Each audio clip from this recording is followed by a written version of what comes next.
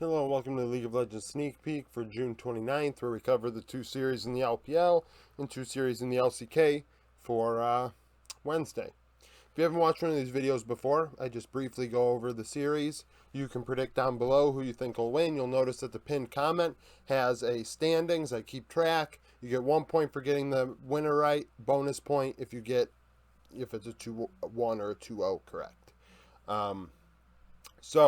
Rare Atom versus FPX, 1-3 versus 0-5. I believe this is a make or break for both teams, more so for FPX, obviously, this being their 6th match. Rare Atom's their fifth, but I believe this is make or break, especially for FPX. Xiaolahu as well.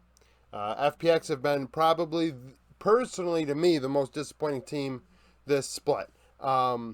Across the 4 major regions. I was really excited for what Xiaolahu and Care could have done, and the team has not been able to put it together, and it's a shame.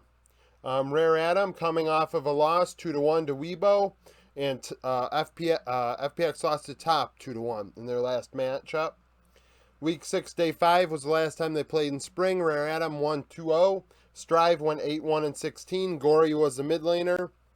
Instead of repeating what I did with FPX against Top earlier in the week, or over the weekend or whatever, I'll include both solo lanes in this. Cube has been willing to pull out some crazy things in top lane, and honestly, I'm interested to see what he does, because Xiaolahu has really been coin flip, and Cube has been coin flip, because sometimes he pulls out things that don't make any sense.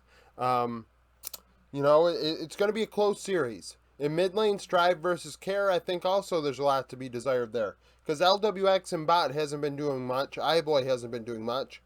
You'd think Layan and Clid would do more. So, both of these teams are really falling apart, at the seams right now. But we'll see what happens in this one. Predict down below who you think's going to win. I'm most interested in those solo matchups, though, in top and mid. Weibo and Ultra Prime. Weibo are 3-2, 19th in my power rankings that come out every Thursday.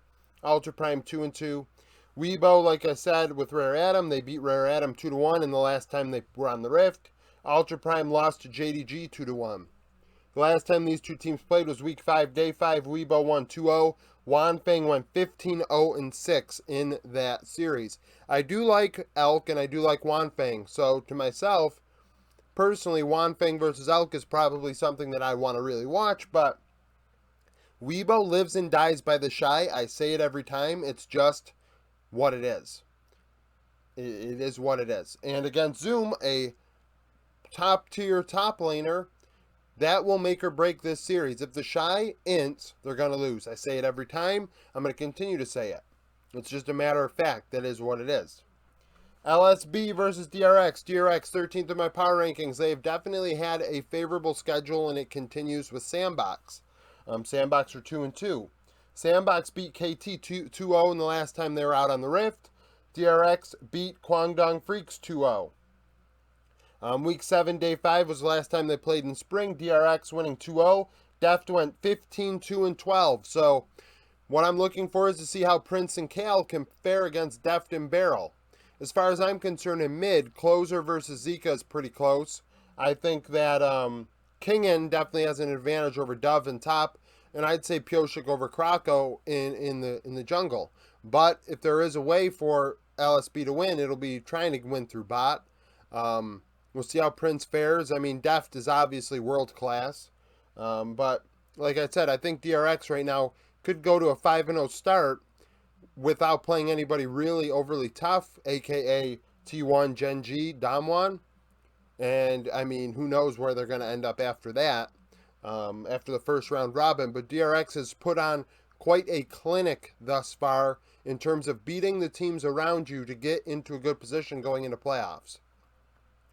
The Freaks versus T1. The Freaks are 1-3, T1 4-0. Like I said, the Freaks lost to DRX 2-0. T1 beat Damwon 2-0. Which is a real win. That's a significant win. The last time they played was in the playoffs. T1 sweeping the Freaks in spring. Gumiushi was 14-2-23. I wrote 15, but I looked back at it and I was wrong. 14-2-23. However, I'm still looking at top lane Keen and Zeus. Keen, I believe, is one of the best top laners in the world. Zeus as well. Whenever you get two of the top 5 players in the world in a role against each other, that's where all your eyes should be focused on. I really hope Keen does not pull out Sejuani or Ornn. Or Zeus does. I don't want that to happen. I want them to play against each other in a matchup that is exciting. The Freaks need to do better. They are struggling.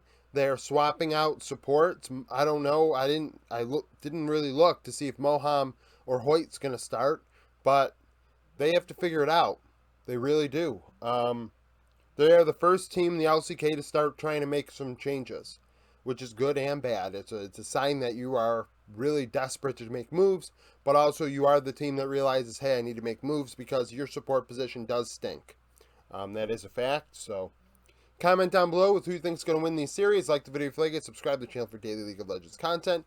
If you missed earlier today, I went over patch 12.12 in 2 parts because 12.12b was announced today as well, where I went over the teams that were most benefited and hampered by the patch, going over like what champions teams like to play in the past or the present when it comes to nerfs and how it might affect the meta. But yeah, so thank you for watching, and I hope you come back for more content.